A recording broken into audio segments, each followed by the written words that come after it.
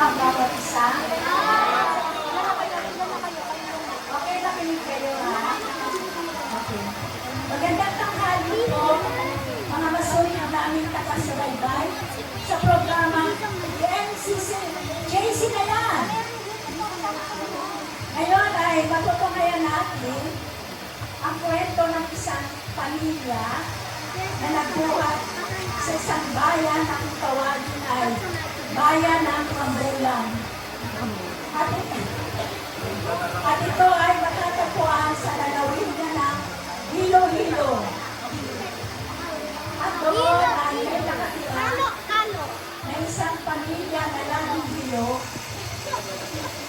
dahil sila ay isang damakmak na kabuluhan. At ngayon po ay matutungayan natin ang kanilang buhay. Nakapupulutan natin ng tinis. Aral pala. Ito ay binubuo ng nanay na si Aling Buglotin.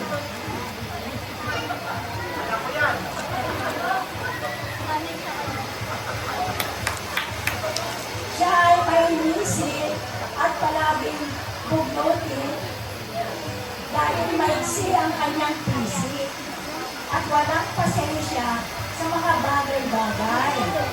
Konting tibot, siya ay palatagog. Ang kanyang mister naman na si Manong Mapray ay nagising isang umaga at nagpapatimpla ng mainit na kape sa kanyang asawa. Pero nang ito ay tinanggihan ni misis niya, ito ay biglang nagwala. At palagi sinasabi niya, dapat tratuhin na siya ay tratuhin na parang hari dahil siya ang padre de pamilya at anumang kanyang iutos ay dapat na masunod. Kaya parang may marsyalo sa tahanan nila. Dahil diktador si Manong Mapray sa kanilang tahanan. So nagkaroon ng mahigitang pagtatalo. Si Manang Buglotin at si Manong Mapray na ikinagising ng kanilang mga anak na sina Atay Magaspang at si Kuyang hindi maamo at si Bunsong Malupit. Galit na galit ang kanilang mga anak dahil na-istorbo ang kanilang beauty rest.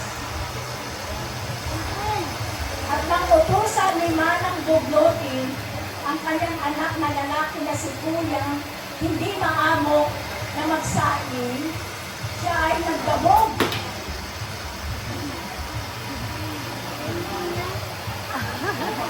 Na parang tigre at nagalit dahil siya ay inuutosan ng kanyang ina dahil na-istorbo ang kanyang pagsiselfone.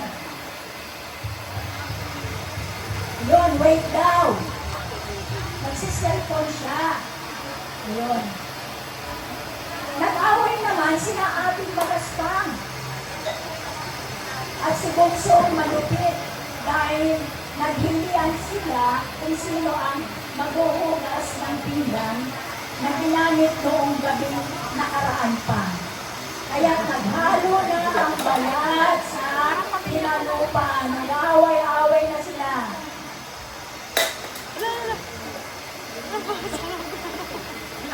Nagkagulo na dahil silang lahat ay nagtalo-talo. Nang si Manong Mapray ay wala nang magawa para payapain ang kanyang pamilya, siya ay lumabas ng bahay para umalis at nakasalubong niya si Pastor Rene na nagtanong kung saan siya pupunta. Sinabi ni Manong Mapray na hindi ko alam kung saan pupunta dahil hinahanap niya kung saan matatagpuan ang kapayapaan dahil pamulo ang kanyang pamilya. Naupo sila at minahagi ni Pastor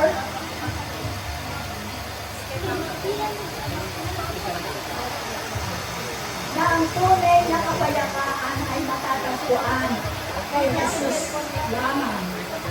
Kung magtitiwala tayo sa Kanya at papapasukin natin siya sa ating puso. Binahagi din ng Pastor na ang kapayapaan ay bunga din ng maayos na relasyon natin sa Diyos sa pamamagitan ng pagpapatawad niya sa ating mga kasalanan. Nalaman din ni Manong Maplay na kaya ganoon ang ugali ng kanyang pamilya ay dahil sa kasalanan na minana ng lahat ng tao kay Adan. Kaya bugnutin, maigsi ang pisik, magaswang ang pag-uugali, at hindi maamo at malupit. At ang pinakamaganda sa lahat ay nalaman din niya na binayaran ni Jesus ang lahat ng kasalanan ng tao nang siya ay naghirap, nagdusa at namatay sa krus at nabuhay na muli mula sa mga patay para ang tao ay ipawalang sala ng Diyos at gawing matuwid. Walang dapat gawin ang tao kundi magtiwala lamang sa ginawa ni Kristo sa krus at tanggapin ang regalo ng Diyos na kaligtasan para maligtas siya at ang buo niyang pamilya. Nung malaman ni Manong Maplay ang mga katotohanan ito, siya ay nagtiwala at tinanggap niya si Kristo sa kanyang puso at dali-dali siyang umuwi para i-share ang magandang balitang ito sa kanyang pamilya. Tinanggap at nagtiwala ang kanyang buong pamilya kay Kristo. Kaya sa paglipas ng panahon, habang sila ay lumalago sa pag-aaral ng salita ng Diyos, si Manong na Maplay ay naging mapagpakumbaba.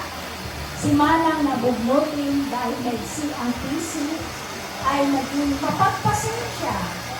At si Kuyang hindi maamo ay naging mababang loob. At si ating magaspang at si Bunsong malupit ay natutong lumakad na may pag-ibig dahil sila ay naging mabait at mabuti dahil sa ang Panginoong Jesucristo ang naging sentro ng kanilang buhay. Amen.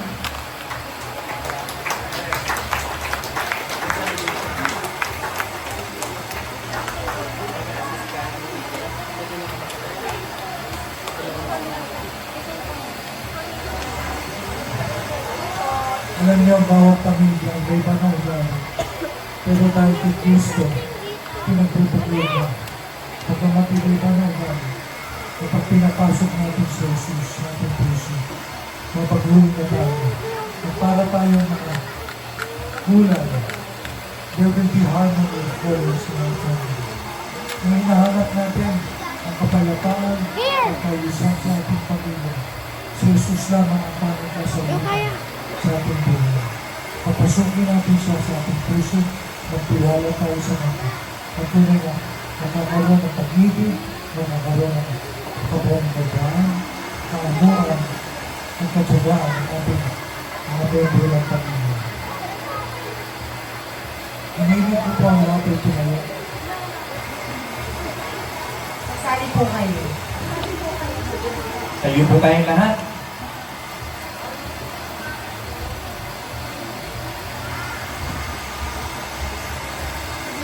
Kapit-kapit po tayo ng mga tanda na ating pagkakalisin. Iabot mo iyong kamay, Kapit isip sa pagkakaisa, kung may tampuhan man, o kaya'y may halikan, tapusin na, limutin na tayo magkaisa. Iabot mo iyong kamay, isa. Kung may tampuhan man, o kaya'y may alitan, tapusin na, limutin na tayo magkaisa. Tapusin na, limutin na tayo magkaisa.